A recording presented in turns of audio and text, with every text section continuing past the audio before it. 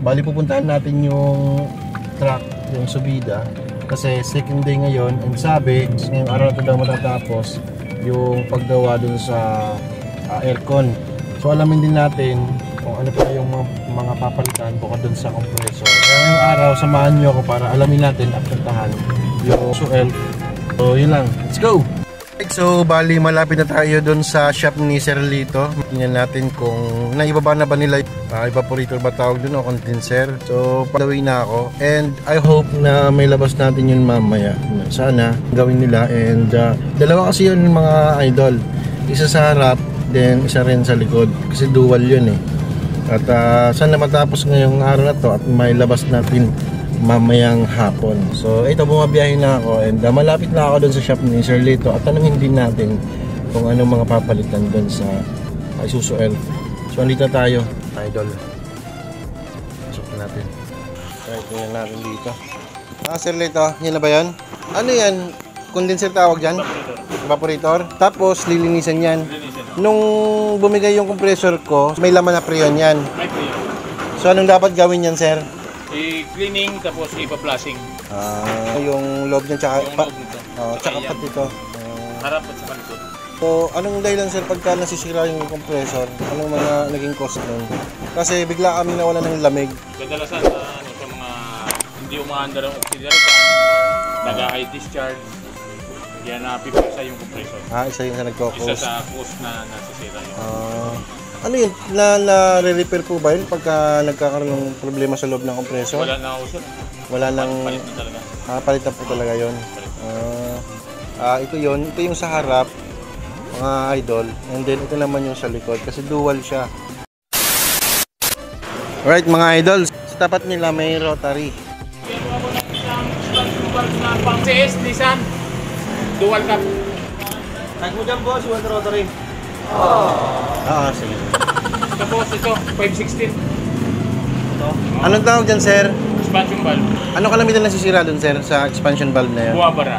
Babara? Ano yun, sa harap, sa likod? Harap likod. Dalawa? Dapat, pag nagpalit kasi ng compressor, Opo. dapat palit na kaagad ng expansion valve saka dryer.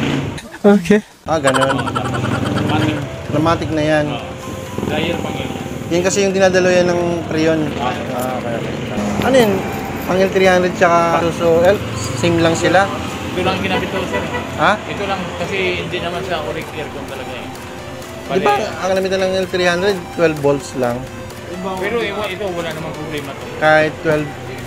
12, 24. Pwede yan? Okay. Ganun pala yun. Right. Ito yun. Mga idol. Dito nyo mabibili yung mga accessories lang aircon sa Rotary mga idol. Pagka bibili kayo ng mga pyesa, punta lang kayo ng Rotary. Doon nyo mahanap lahat ng klase ng pyesa ng aircon parts ng mga pangsasakyan. Alright. 24 volts yun, sir. Yung tatlo magkakaparehas, yung dalawa dun sa likod tsaka sa harap, ganyan din. Ilan ang ngayon doon? Tama? Isa lang. Isa lang. At yun na lang yung kapit natin. Yun na lang din.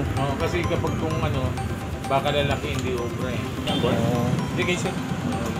Tapos isang auxiliary pa na 24 volts. Okay sir. Bali dito lahat binili ni Sir Lito yung mga parts na pagdating sa aircon. Kasi halos dito kasi kompleto. Kaya punta na lang kayo ng Rotary if ever na nangailangan kayo ng mga parts about sa aircon ng inyong sasakyan. So ito na yung nabili natin, isang auxiliary fan, isang dryer, dalawang expansion valve at yung tiplon, tsaka yung i-body ko alam kung anong tawag doon. And importante kasi ito mga idol na magpalit tayo ng bago kapag ka nagpalit ka rin ng bagong compressor.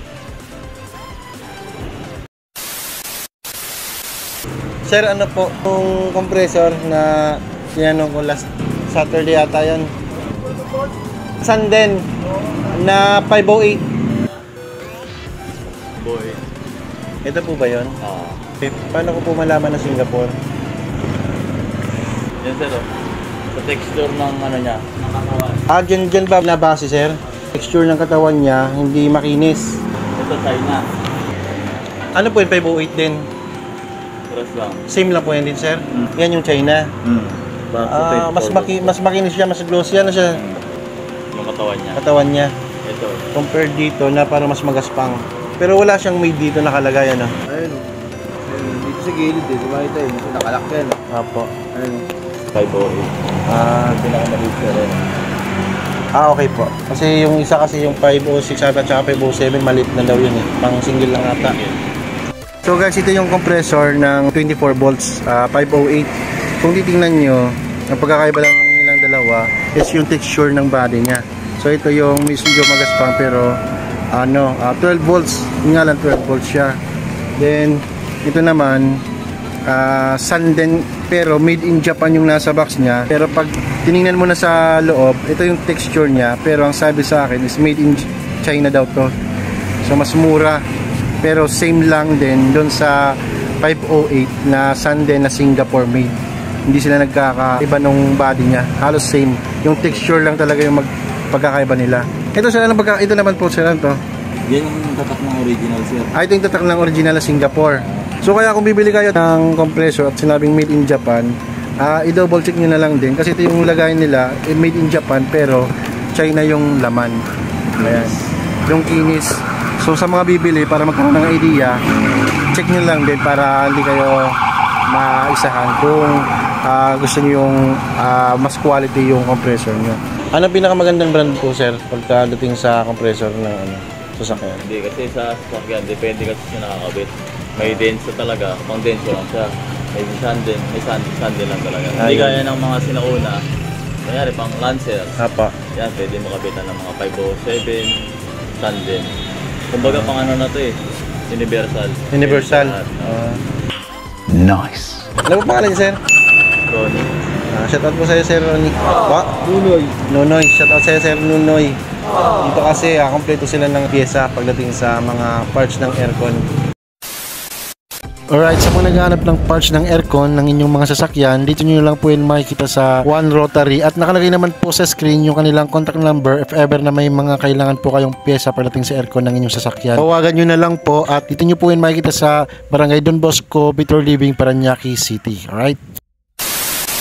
Alright, so dito linilinisan na ni Sir Lito yung evaporator natin para matanggal nga yung mga dumi.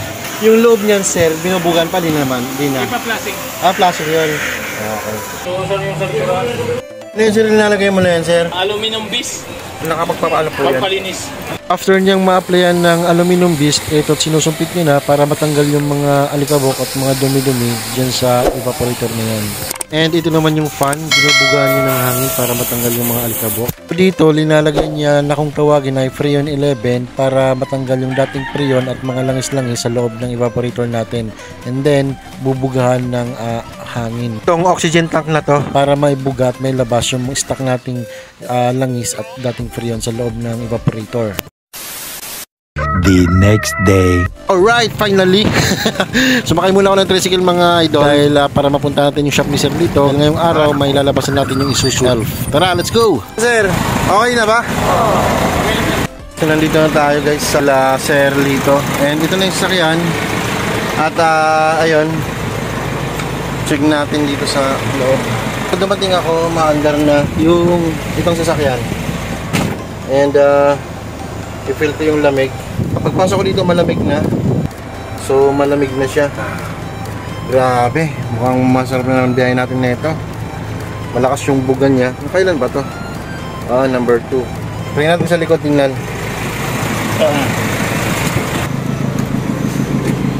Okay. So, dito, bukas na yung aircon. Lakas ng hangin mga idol. Malamig na siya dito sa loob. Promise. So yun dati, yun binaba nila, yung evaporator dyan, yung cover na yan binaba nila, and ibinaba yung evaporator dito para bugahan at linisan. Then ngayon naman, ito yung pinagpalitan ng luma nating compressor, yung dating nakakabit. So ito yung SD5 na 5 lang ang piston nya. So yung pinalitan natin, kayo na yun, 7 piston na, SD7. So hindi na siya mahirapan at tamang-tama to sa laki ng makina niya dito sa sasakyan na to. So dito mga idol, ito na yung pinagpalitan natin. na compressor na SG7. So meron tong pitong piston dito. Yung dati kasi 5, kaya ngayon hindi na siya mahirapan. At malamig na. Ano, nakabit na ano? Yung dryer, pressure switch. Okay. Ano yung tumutulo, sir? Ha? Ay, tumutulo? Ha? So ito si Sir Lito na nag-ayos ng sasakyan namin, itong Isuzu Elf Subida FB type. So, Sir Lito, anong saktong lugar to? Doon yung Solidad Extension. Doon yung Solidar Extension. Anong number? Bitter Living. Sa tabi lang kami ng Giga Max. Tabi ng Giga Max. So hanapin nyo na lang yung mga idol. Kung pupunta kayo rito kay Sir Lito, hanapin nyo lang yung Giga Max. Tabi lang sila. Dito sa doon yung Solidad Bitter Living, Parañaque City. Alright, may number po kayo? Meron. Calling card, meron po. Sige, i-attach ko na lang po. Alright, salamat sir. Okay, salamat po. Okay mga idol, so bali natapos na rin ng Isuzu Elf na pinagawa natin dito sa may pakayusan ng aircon kila Sir Lito at kay Sir Joey. So ngayon may lalabas ko na, and finally meron na tayong aircon dito sa sasakyan at hindi na tayo pagpapawisan.